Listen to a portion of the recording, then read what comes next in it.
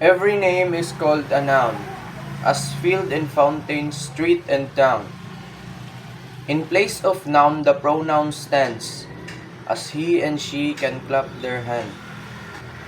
The adjective describes a thing, as magic wand or bridal ring.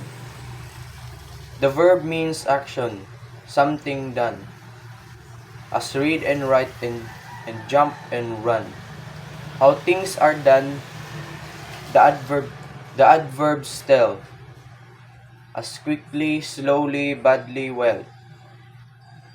The preposition shows relation, as in the street or at the station. The conjunction join in many ways, sentences, words, or phrase by phrase. The interjection cries out, hark, I need an exclamation mark.